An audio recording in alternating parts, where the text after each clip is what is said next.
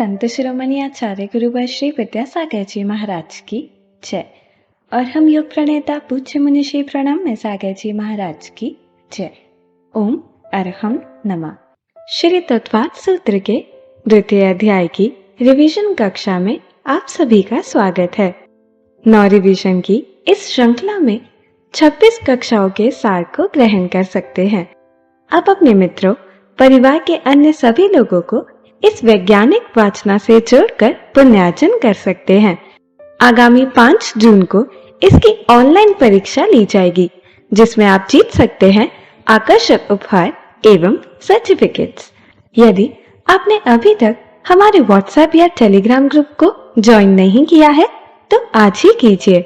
इससे आप अपनी शंकाओं का समाधान प्राप्त कर सकते हैं। क्वालिफाइड शंकाएं पूज्य मुनिश्री के समक्ष रखी जाएंगी। इस कोर्स की सभी जानकारी के लिए विजिट कीजिए ttv.arham.yoga पर। इस कार्यक्रम के प्रसारण में पुण्यार्चक बनकर आप धर्म प्रभावना कर सकते हैं और पुण्य अर्जन भी कर सकते हैं। आप टीम अरहम को कांटेक्ट कर सकते हैं 9810436940 पर। तो चलिए अब हम मुनिश्री के चरणों में चलते हैं आज की रिवीजन कक्षा के लिए। मोक्ष मार्गस्य नेतारं भेत्तारं कर्म भूरतां ज्ञातारं विश्वतत्त्वानां वन्दे तद्गुणलब्धये। देवादिदेव आदिम तीर्थंकर श्री ऋषभनाथ भगवान की, वर्तमान शासन नायक श्री वर्धमान महावीर भगवान की, परम पूज्य आचार्य गुरुवर श्री विद्यासागर जी महाराज की। तत्वार्थ सूत्र ग्रंथराज में द्वितीय अध्याय के अंतर्गत जीव के स्वतत्व रूप 5 भावों का वर्णन क्रम से किया जा चुका है। पारिणामिक भाव के बारे में भी आपको कल बताया गया है, और इस तरह के पारिणामिक भाव में कौन सा भाव जीव में सदैव रहता है और कौन सा भाव पारिणामिक होते हुए भी सिद्ध अवस्था में छूट जाता है, यह भी आपको बताया था। यह जो पारिणामिक भाव है, यही जो जीवत्व रूप भाव है, इसी को और आगे समझने के लिए आगे का सूत्र आता है उपयोगो लक्षणम। यह सूत्र जीव का लक्षण बताने के लिए है। आत्मा का लक्षण क्या होता है यह आपको पहले भी बताया है कि लक्षण वह होता है जिससे हम बहुत सारी वस्तुओं के बीच में से उस एक वस्तु को निकाल सकें, पृथक कर सकें। एक वस्तु को मिली हुई बहुत सारी चीज़ों में से समझ सकें। उसको समझने के लिए हमें लक्षण की जरूरत पड़ती है। वह लक्षण जो होता है वो वस्तु का अपना एक विशेष धर्म होता है, वस्तु का, पदार्थ का अपना एक विशेष गुण होता है, जिसको हम उसकी एक स्पेशल क्वालिटी या उसका कोई स्पेशल एट्रीब्यूट, ये भी हम उसका गुण धर्म के रूप में उसको कह सकते हैं। यह जो लक्षण है वो जीव का अन्य जितने भी द्रव्य हैं या अन्य जितने भी पदार्थ हैं उनसे पृथक करने के लिए यह जीव का लक्षण जानना जरूरी बताया गया। क्योंकि संसार अवस्था में तो जीव कर्म के साथ भी मिला हुआ है, पुद्गल शरीर के साथ भी मिला हुआ है, तो हम जीव की पहचान कैसे करेंगे? जीव को कैसे समझेंगे कि कहाँ जीव है और जीव के अंदर का लक्षण क्या होना चाहिए? 6 द्रव्यों से भरा हुआ ये पूरा लोक है, और उस लोक में सर्वत्र अनेक प्रकार की पुद्गल वर्गणाएं, पुद्गल स्कंधों का समूह भरा पड़ा है। अजीव पदार्थ तो हमें प्रत्यक्ष दिखाई देते ही हैं। उनके बीच में जीव को जानना और जीव को हम इन सब द्रव्यों से पृथक करके जान सकें, इसलिए उसका लक्षण जानना जरूरी है। तो लक्षण क्या काम करता है? अन्य वस्तु व्यतिकीर्ण व्यावृत्ति हेतु लक्षण। जो अन्य वस्तुओं से मिला हुआ जो अनेक प्रकार का द्रव्य है उसमें से अलग कर देना, और उस अलग करने के लिए जो हेतु बनेगा, कारण बनेगा, वही उसका लक्षण कहलाएगा। जब आत्मा का लक्षण किया जाएगा तो वह लक्षण ऐसा होना चाहिए जो अन्य द्रव्यों में न पाया जाए। इसी को कहा जाता है असाधारण लक्षण। वह उसकी विशेष गुणवत्ता होती है, उसी से उस विशिष्ट द्रव्य को हम अलग कर पाते हैं। तो आत्मा का क्या लक्षण है, यह पूछने पर आचार्य कहते हैं उपयोगो लक्षणम। इसके ही माध्यम से हम जीव को अन्य दूसरे जीवों से भी अलग कर सकते हैं और इसी के माध्यम से हम जीव को जो जीव से मिले हुए कर्म आदि हैं उनसे भी अलग कर सकते। अब जीव भी आप कहोगे जीव हमें दिखाई दे रहे हैं वही जीव हैं, ऐसा भी नहीं है।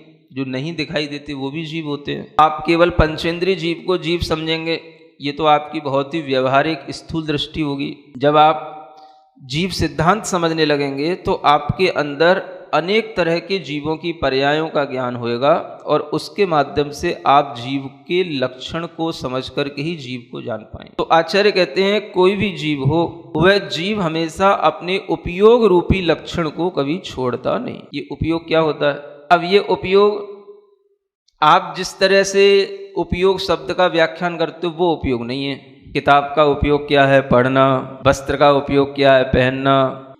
उपयोग का मतलब यहाँ क्या है? जो उस आत्मा के साथ में निरंतर रहता हो और उसी आत्मा का जो चैतन्य परिणाम है उसी का वह हमेशा अनुकरण करता हो, उस चैतन्य परिणाम को ही हमेशा धारण करता हो और चैतन्य परिणाम को छोड़ता नहीं हो। इस तरह की जो क्रिया होगी या उस चेतना का जो व्यापार होगा उसका नाम उपयोग कहलाएगा। उपयोग को चैतन्य का अनुविधायी परिणाम कहा जाता है। अनुविधायी का मतलब होता है जो हमेशा उसी के अनुरूप रहे या उसी को धारण किए रहे, है ना।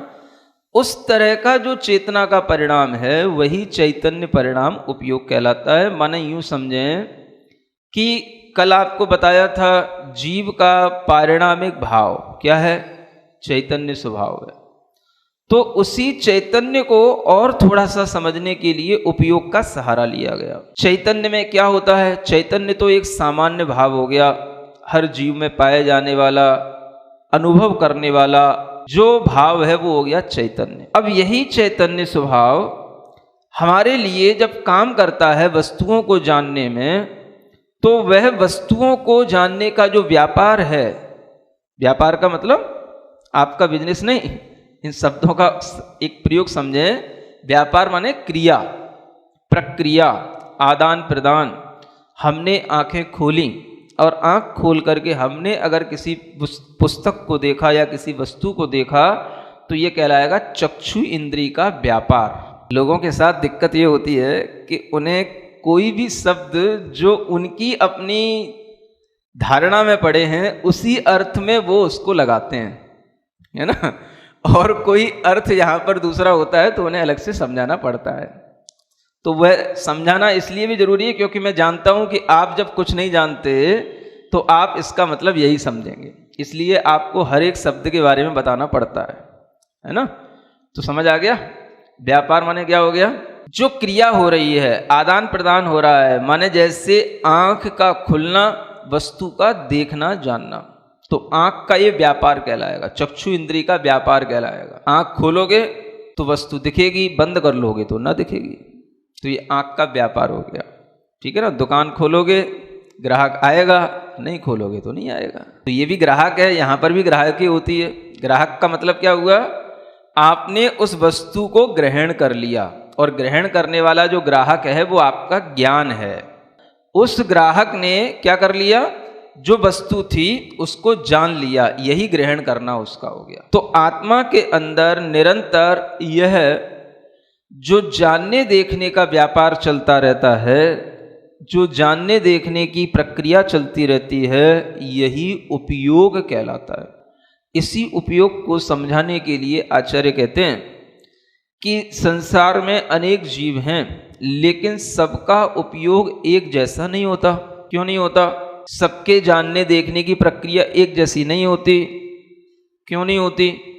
तो एक और इसके पीछे कारण बताया जाता है कि यह उपयोग बाह्य और अभ्यंतर हेतुओं के सन्निधान पर उत्पन्न होता है। बाह्य और अभ्यंतर जो कारण हैं वह जिसके जैसे जितने होंगे उसी के अनुसार उपयोग होगा। जानने देखने का जो व्यापार है यह जिसके पास में जितना अपनी अंतरंग और बहिरंग, जिसके पास में जितनी सामग्री है उसी के अनुसार वह उपयोग की क्रिया होगी। तो बहिरंग हेतु भी होना चाहिए और अंतरंग हेतु भी होना चाहिए। जब हम बहिरंग हेतु की बात करते हैं तो सामान्य रूप से बहिरंग हेतु जो है दो प्रकार के बताए गए, एक आत्मभूत और एक अनात्मभूत। हमेशा लक्षण भी दो प्रकार के होते हैं, आत्मभूत और अनात्मभूत।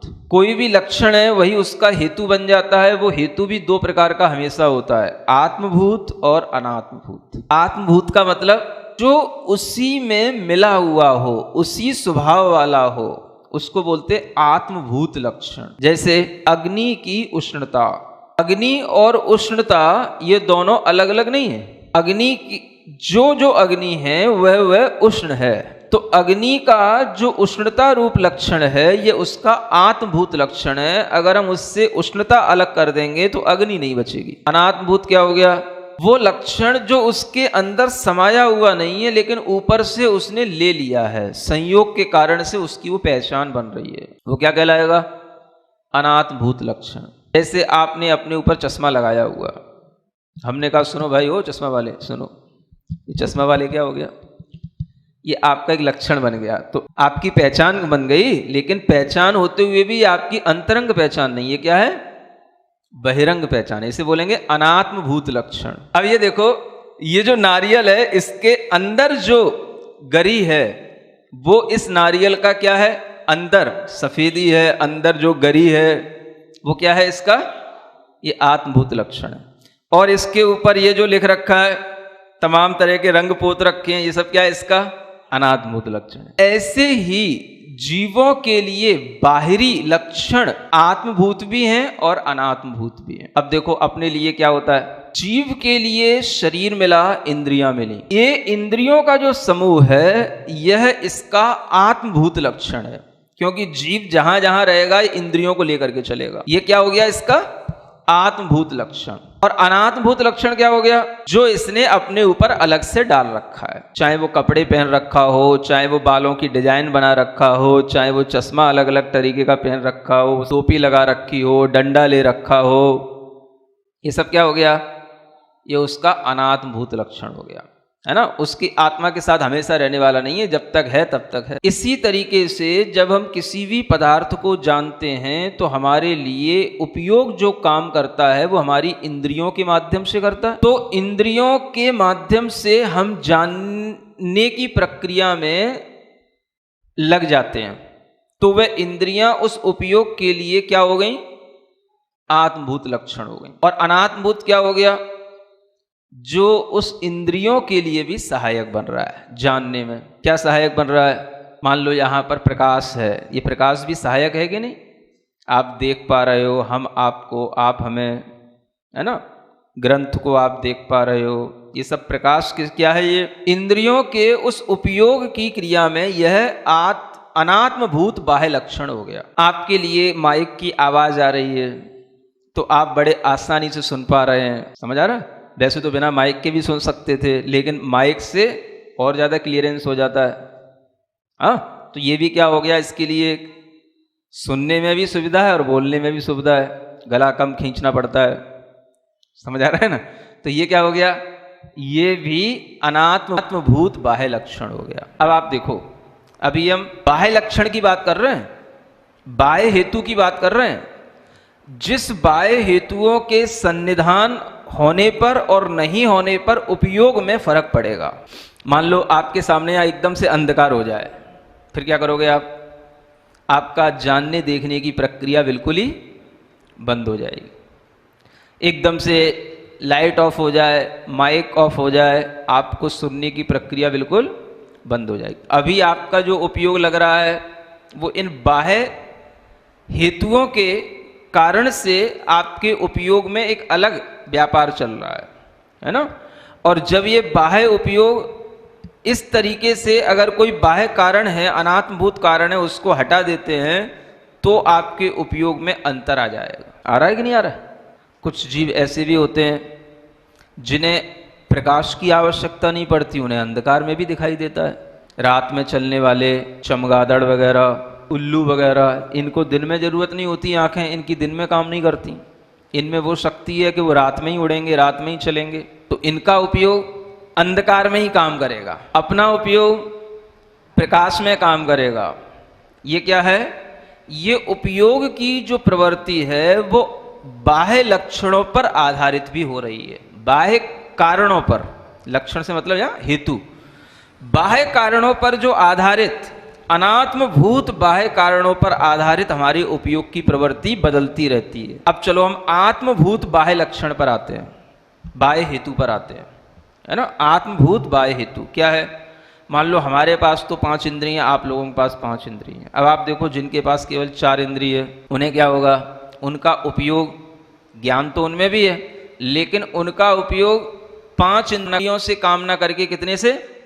केवल 4 इंद्रिय संबंधी काम करेगा। असंगी जीव हैं जिनमें मन नहीं है, उनमें उपयोग की प्रवृत्ति देखो कैसी काम करेगी। देखेगा तो, सुनेगा तो, समझ कुछ नहीं आएगा, समझ आ रहा? क्योंकि मन नहीं है। 3 इंद्रिय होएगा, आँख ही ना होगी, केवल बस स्पर्श रस गंध का ज्ञान होएगा, उसका उपयोग सिर्फ उतने में काम करेगा। 2 इंद्रिय हो गया तो उसका उपयोग केवल स्पर्श और रस को जानेगा।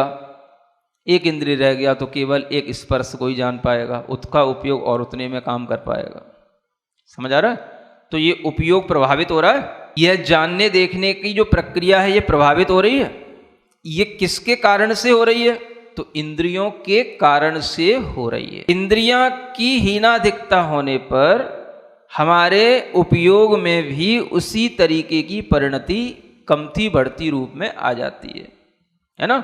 इसलिए कहा गया कि बाह्य हेतुओं के सन्निधान होने पर जो चैतन्य का परिणाम चलता है उसका नाम उपयोग है। ये तो बाह्य हेतु हो गए। ऐसे ही अंतरंग हेतु भी होते हैं। अंतरंग हेतुओं का भी सन्निधान होना चाहिए। सन्निधान माने उनका उपस्थित होना। तो अंतरंग के जो कारण है वो अलग है। वो क्या है? अंतरंग में हमारे अंदर ज्ञानावरण, दर्शनावरण, वीर्यांतराय, इन कर्मों का क्षयोपशम होना चाहिए। जब क्षयोपशम होगा तभी वो ज्ञान उस अंतरंग हेतु के होने पर ही बाह्य हेतुओं के सानिध्य से काम करेगा, अपना कोई व्यापार कर पाएगा। तो अंतरंग में कारण, अंतरंग हेतु उस उपयोग के लिए। अब आप देखो जिनके लिए ज्ञानावरण कर्म का क्षयोपशम कम होता है, उन्हें कुछ भी सुनाओ कुछ भी जानने में नहीं आता, कुछ समझ नहीं आता। अंतरंग हेतु से उपयोग की प्रवृत्ति हो रही। जिनके लिए मान लो ज्ञानावरण कर्म का क्षयोपशम बिल्कुल भी बहुत ही कम है, ऐसे 1 इंद्रिय, 2 इंद्रिय या पंचेंद्रियों में भी कोई जीव हैं, तो उनके उपयोग की प्रवृत्ति सिर्फ उतनी होगी जितने उनके ज्ञानावरण कर्म का क्षयोपशम है। ये उतना ही जानेंगे। अपना चलने फिरने लायक ही बस चींटी चींटियों को ज्ञान होता है, चल फिर रहे हैं। और जो इंद्रिय है बस उस इंद्रिय की कोई भी वस्तु मिल गई तो बस उसको पकड़ लिया, खींच लिया, बस इतना ही उनके लिए चलता रहता है। उपयोग की प्रवृत्ति अंतरंग जो कारण है उसे आचार्यों ने कहा ये जो हमारे ज्ञानावरण आदि का क्षयोपशम है ये हमारे लिए अंतरंग आत्मभूत हेतु है। और इसी के साथ में अनात्मभूत हेतु भी कहा। वो क्या कहा? जो अंतरंग में हम मन वचन काय की वर्गणाओं का आलम्बन ले रहे हैं, माने सभी पुद्गल वर्गणाएं होती हैं, मन को बनाने वाली, वचनों को उत्पन्न करने वाली, काय को बनाए रखने वाली, इन पुद्गल वर्गणाओं का जो हम आलम्बन ले रहे हैं ये आत्मा का स्वभाव नहीं है, लेकिन आत्मा इसी से अपना काम कर रही है, इसलिए ये अनात्मभूत अंतरंग लक्षण हेतु हैं। बहुत बड़ा काम चलता रहता है, मशीन भीतर से ऑटोमेटिक बहुत बड़े बड़े काम करती रहती है और आपको पता नहीं रहता है। अंतरंग में जब तक आपके अंदर कर्मों का क्षयोपशम कुछ नहीं होगा तब तक आप बाहर भी किसी भी चीज को जान नहीं पाएंगे, देख नहीं पाएंगे। तो अंतरंग हेतु का भी सन्निधान होना चाहिए और बाह्य हेतु का भी सन्निधान होना चाहिए। जब अंतरंग और बहिरंग ये दोनों कारण मिल जाते हैं तब उपयोग की जो प्रवृत्ति होगी वह उसका उपयोग जो है उस ज्ञान और दर्शन के साथ जो होगा वही उसका पहचान होगी, वही उसका कार्य होगा। इसलिए कहा गया कि उपयोग हमेशा अपने चैतन्य के परिणाम के साथ चला करता है। सोना है मान लो, स्वर्ण, आपने क्या किया, उस सोने का कुछ भी उसमें प्रोसेस करके उसको अलग अलग तरह की उसके लिए डिजाइनें दे दी। आपने सोने का कुंडल भी बना दिया, हो सकता है आप सोने का हार भी बना लें, सोने की आप कोई भी अंगूठी बना लें, समझ आ रहा है?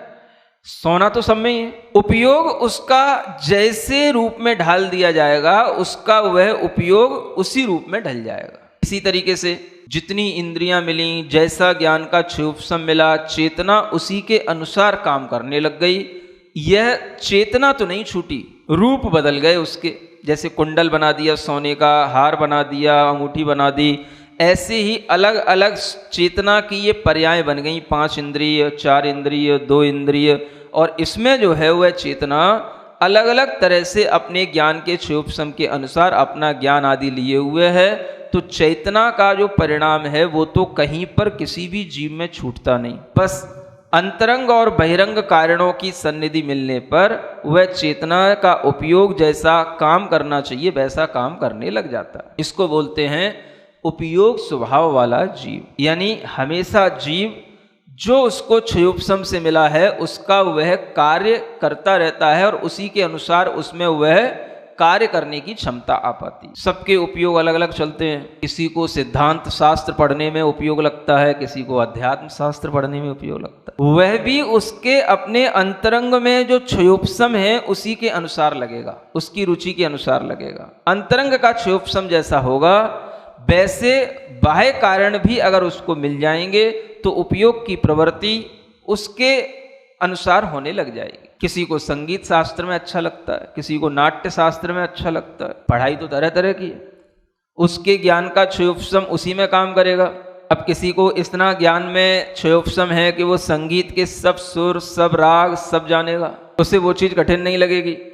और ये तत्वार्थ सूत्र सुनेगा तो कहेगा ये तो कुछ समझ ही नहीं आता है, क्या पढ़ाते रहते हैं महाराज, क्या बोलते रहते हैं, बोलते तो रहते हैं तो सुनने में तो आ रहा लेकिन समझ तो कुछ नहीं आ रहा। समझ आ रहा है? तो समझने की कोशिश करेगा तो समझ आएगा। जो हम कर रहे हैं, जो हमारी मशीन चल रही है, हमें उसी की नॉलेज दी जा रही है। आप अपने जीव के उस लक्षण के उपयोग के साथ ही चल रहे हो। जितना आप में क्षयोपशम है, जितना आप में अंतराय आदि कर्मों का क्षयोपशम है, उतना ही आप में उत्साह आदि होगा। जितना आपके अंदर पुण्य आदि है उसी के अनुसार आपको अनुकूलताएं मिलेंगी, उसी के अनुसार आपको बाहरी सुख दुख आदि की प्राप्ति होगी। ये सब में हमारा जो उपयोग लग रहा है वो चेतना का ही व्यापार चल रहा है, ये समझना चाहिए। इसलिए उपयोग का संबंध मुख्य रूप से ज्ञान और दर्शन के साथ है। किसके साथ? हाँ, ज्ञानोपयोग और दर्शनोपयोग। ये उस उपयोग के 2 भेद हैं, बस वही आगे के सूत्र में बताया जा रहा है। सद्विविधोष्ट चतुर्भेद। क्या लिखा है? स माने वह उपयोग, द्विविध 2 प्रकार का है। यहां ये नहीं बताया कौन सा 2 प्रकार का है, उसके भेद बता दिए कि 2 प्रकार में जो पहला प्रकार है वो 8 प्रकार का है और दूसरा प्रकार है वो 4 प्रकार का है। जहां आपके लिए पहले बताया जा चुका है, पहले अध्याय में 5 प्रकार के सम्यक ज्ञान हैं, 3 प्रकार के मिथ्या ज्ञान हैं। तो अब आप उसी से इसको जोड़ लेना। 2 प्रकार का है तो कौन से 2 प्रकार का है? ज्ञानोपयोग और दर्शनोपयोग। अब इन 2 में भी पहले कौन सा लें हम, ज्ञान लें कि दर्शन लें? तो देखो आगे जो भेद बताए हैं, 8 प्रकार के किसके भेद बनेंगे? ज्ञान के। तो पहले क्या बोलना? ज्ञानोपयोग। 4 प्रकार के भेद किसके बनेंगे? दर्शन के। तो बाद में लेना दर्शन। ये सूत्रों के अर्थ खुलने के अलग अलग तरीके के आनंद हैं। दूसरी बात ये भी होता है कि सूत्रों में भी उन शब्दों को पहले लिखा जाता है जिनका महत्व अधिक हो, जिनकी पूज्यता अधिक हो, उनको पहले लिखा जाता है। ज्ञान और दर्शन में भी महत्ता किसकी है? तो ज्ञान की है, दर्शन की कम है। क्यों कम है? क्योंकि ज्ञान जो है वो वस्तु के साकार स्वरूप को ग्रहण करता है, माने आकार सहित वस्तु को जानता है। और दर्शन जो है वो एक सामान्य से आलोचन करता है। आलोचन माने सामान्य से सिर्फ देखता है, सामान्य से वस्तु का ज्ञान करता है, बिना आकार के, बिना आकृति के, बिना रूप रंग के। जो सामान्य से वस्तु का ग्रहण होता है वो कहलाता है दर्शन। और जो आकृति, रूप, रंग, साइज आदि के अनुसार जो हम वस्तु को ग्रहण करते हैं वो कहलाता है ज्ञान। तो एक ज्ञानोपयोग, एक दर्शनोपयोग। सिद्धांत की दृष्टि से देखा जाए तो पहले दर्शनोपयोग होता है, फिर ज्ञानोपयोग होता है। यहां यह भी प्रश्न उठाया जा सकता है कि पहले दर्शनोपयोग होता है तो पहले दर्शन का कथन करना चाहिए था, बाद में ज्ञान होता है तो ज्ञान का कथन बाद में करते। सूत्र तो दोनों तरीके से बन सकते थे, सद्विविधो चतुरष्ट भेद। ऐसा ही क्यों बना दिया आपने सूत्र सद्विविधोष्ट चतुर्भेद? तो आचार्य कहते हैं पहले और बाद से कोई मतलब नहीं होता। दर्शनोपयोग पहले होता है ये मैं भी जानता हूं, ज्ञानोपयोग बाद में होता है ये मैं भी स्वीकार करता हूं, लेकिन ये जानो दर्शनोपयोग से कोई भी वस्तु को जाना नहीं जाता, निर्णय नहीं होता, संशय का निवारण नहीं होता। ये सब काम किस में होते हैं? ज्ञान में होते हैं। दर्शनोपयोग कब हो जाएगा आपको पकड़ नहीं आएगा। सामान्य वस्तु आपको कभी भी देखने को नहीं मिलती, जब भी आप देखते हो जानते हो, विशेष को ही जानते हो, इसलिए ज्ञान को पहले कहा जाएगा। 8 प्रकार का ज्ञानोपयोग बताया गया। 5 प्रकार के सम्यक ज्ञान थे, मति ज्ञानोपयोग, श्रुत ज्ञानोपयोग, अवधि ज्ञानोपयोग, मनः पर्यय ज्ञानोपयोग और केवल ज्ञानोपयोग। कुमति ज्ञानोपयोग, कुश्रुत ज्ञानोपयोग और कुअवधि ज्ञानोपयोग। ये 3 मिथ्या हो गए। 4 प्रकार के दर्शनोपयोग बताए, चक्षु दर्शनोपयोग, अचक्षु दर्शनोपयोग, अवधि दर्शनोपयोग और केवल दर्शनोपयोग। मनः पर्यय ज्ञान के साथ में दर्शन नहीं होता। मनः पर्यय ज्ञान से पूर्व में ईहा नाम का मतिक ज्ञान होता है, उसी से वह वस्तु को जानता है। अन्य जो ज्ञान है इनमें से जो छायोपशमिक ज्ञान है, इन छायोपशमिक ज्ञानों में पहले दर्शन होएगा, बाद में ज्ञान आएगा। लेकिन जब छायिक ज्ञान होता है तो छायिक ज्ञान में छायिक ज्ञान और छायिक दर्शनोपयोग दोनों एक साथ काम करते हैं। छायिक ज्ञान का मतलब केवल ज्ञानोपयोग और केवल दर्शनोपयोग। केवल ज्ञान और केवल दर्शन, इसमें आगे पीछे नहीं है। थोड़ा सा जो काम में आने वाला उपयोग है मति और श्रुत ज्ञान के साथ में संसारी जीवों के लिए, वो ज्ञानोपयोग के बारे में तो बता दिया गया है, थोड़ा सा दर्शनोपयोग के बारे में भी जानना चाहिए। कितने प्रकार का दर्शनोपयोग? 4 प्रकार का। उनमें से लास्ट का केवल दर्शनोपयोग है, उसकी तो अभी कोई बात इसलिए नहीं करना क्योंकि वो तो केवल ज्ञान होने के साथ होएगा, है ना। संसार से ऊपर उठ गए वो जीव। अवधि ज्ञानोपयोग के साथ में होने वाला अवधि दर्शनोपयोग है, वो भी जब आपके अंदर अवधि ज्ञानावरण कर्म का क्षयोपशम होएगा तब होएगा, उसकी भी चलो चर्चा नहीं करते। संसार में सब जीव जो रह रहे हैं मति और श्रुत ज्ञान के साथ, इनमें कौन कौन से जीवों में कौन कौन से दर्शनोपयोग हो सकते हैं ये आपको जानना चाहिए। चक्षु दर्शनोपयोग को पहले ले लिया, अचक्षु दर्शनोपयोग को बाद में लिया। इसमें भी यही कारण हो सकता है, होता है कि चक्षु हमारे लिए अधिक उपकारी है, अचक्षु कम उपकारी है। अन्य इंद्रियों में चक्षु दर्शनोपयोग ही है, सभी इंद्रियों के दर्शनोपयोग नहीं, केवल चक्षु दर्शनोपयोग है। यानी जिन जीवों के चक्षु इंद्री पाई जाएगी उन्हीं के लिए चक्षु दर्शनोपयोग होगा, और जो जीव चक्षु इंद्री से भी रहित हैं, जिनमें चक्षु इंद्रिय आवरण कर्म का क्षयोपशम नहीं है, वो जीवों में केवल अचक्षु दर्शनोपयोग ही काम करेगा। अब आप बताएंगे कि चक्षु इंद्री कहां से शुरू होती है? 4 इंद्री से, है ना। तो 1 इंद्री में, 2 इंद्री में, 3 इंद्री जीवों में कौन सा दर्शनोपयोग होगा? अचक्षु दर्शनोपयोग होगा, ठीक है ना। फिर 4 इंद्री जीव में, उसमें दोनों शुरू हो गए, पिछले वाले छूट थोड़ी ना गए। आंख आ गई तो इसका मतलब ये थोड़ी नहीं कि हमें स्पर्शन इंद्री से कोई ज्ञान नहीं होगा, कि रसना इंद्री से कोई ज्ञान नहीं होगा। उसके ज्ञान से पहले भी जो दर्शनोपयोग काम करेगा उसका नाम क्या होगा? अचक्षु दर्शनोपयोग।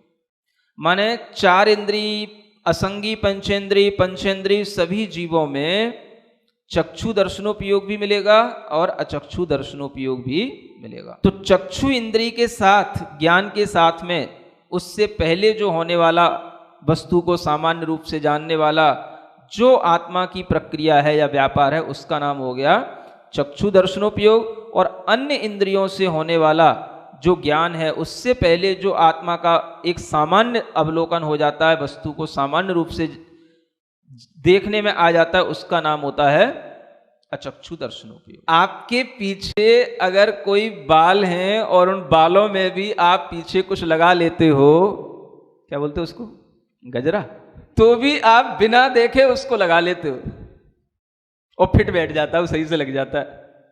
चुटिया बनाने वाले सब अपनी चोटी बिना देखे ही बना लेते हैं। किससे बना लेते हैं? दिख तो रहा है आपको, लेकिन वो कौन सा उपयोग है? बिना आंखों के दिखने वाला, वो अचक्षु दर्शन उपयोग है। ज्ञान से आप काम कर रहे हो, लेकिन उससे पहले भी एक दर्शन चल रहा है, उसका नाम क्या है? अचक्षु दर्शन उपयोग। देखो कितना अपने को पता पड़ जाता। मान लो आपको पसीना आ रहा है, गले से पसीना आ रहा है, आपको दिख तो नहीं रहा, पसीना आपके गले पे टपकने लगेगा या रिसने लगेगा तो आपको उस पसीने का ज्ञान होने लगेगा, यहां पसीना आ रहा है, ये नाक के ऊपर पसीना आ रहा है ये आपको ज्ञान हो रहा है। तो ज्ञान से पहले क्या होएगा? दर्शन जरूर होएगा। तो वो दर्शन का नाम क्या है? जो आंखों से नहीं हो रहा, उसका नाम हो गया अचक्षु दर्शन। वो स्पर्शन इंद्रिय संबंधी हो, चाहे रसना इंद्रिय संबंधी हो, चाहे कर्ण इंद्रिय संबंधी हो या घ्राण इंद्रिय संबंधी हो, ये सब किसको कहलाएंगे? ये सब के ज्ञान से पहले होने वाला जो आपके लिए दर्शनोपयोग होगा, उसको क्या जानेंगे?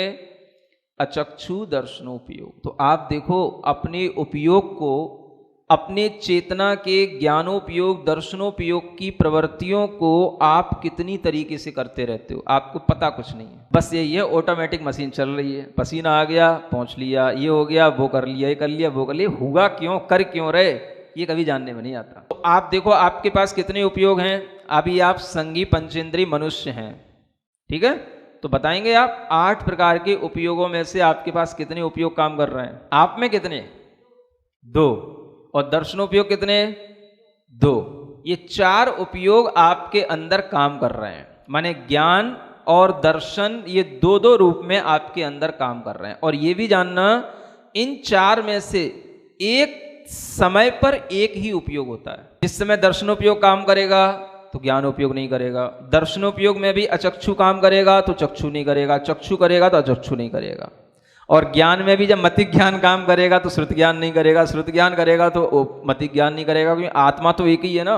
उसके ये 4 तरीके के उपयोग हैं। इनसे वह आत्मा जानना देखना, जानना देखना, हर समय जल्दी जल्दी बहुत सारी चीजों का एक साथ सब करने की कोशिश करता है जितनी उसमें क्षमता होती है। तो इस प्रकार के अपनी अंतरंग आत्मा को आप आंख बंद करके तभी जान पाएंगे जब आपको पता हो कि भीतर क्या है। अब आंख बंद करके क्या देखना? मेरी चैतन्य आत्मा में मतिक ज्ञानावरण कर्म के क्षयोपशम से, श्रुत ज्ञानावरण कर्म के क्षयोपशम से, वीर्यांतराय कर्म के क्षयोपशम से मतिक ज्ञान श्रुत ज्ञानोपयोग निरंतर प्रवाहित है। चक्षु दर्शनावरण अचक्षु दर्शनावरण कर्मों के क्षयोपशम से चक्षु दर्शनोपयोग अचक्षु दर्शनोपयोग की निरंतर धारा चल रही है। लेकिन इतने उपयोगों में भी प्रति समय एक एक उपयोग ही काम करता है। हर अंतर मुहूर्त में वह उपयोग बदल करके अपना निरंतर काम करता रहता है, बिना थके बिना रुके। ये हमेशा मशीन चलती रहती है। जैसे क्षयोपशम मिले वैसे इस जीव ने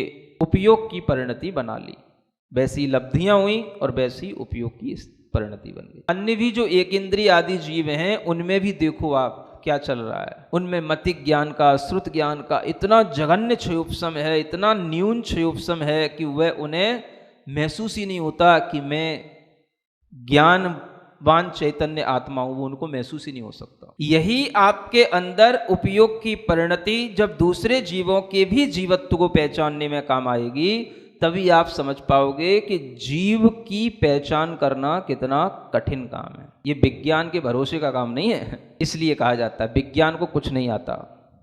विज्ञान तो केवल पुद्गलों का समावेश कर सकता है बस। तरह तरह के जो लोहा चांदी ये पुद्गल वर्गणाएं जो पकड़ में आ जाती हैं, शब्द हैं पकड़ में आ जाते हैं, तो इनका संचार करना, दूर संचार, समझ आ रहा है, दूरदर्शन, इस तरह की जो सब पुद्गल के आश्रित जितनी भी टेक्नोलॉजी है वो सब पुद्गल के आश्रित है। जीव के आश्रित विज्ञान के पास कोई खोज नहीं होती है।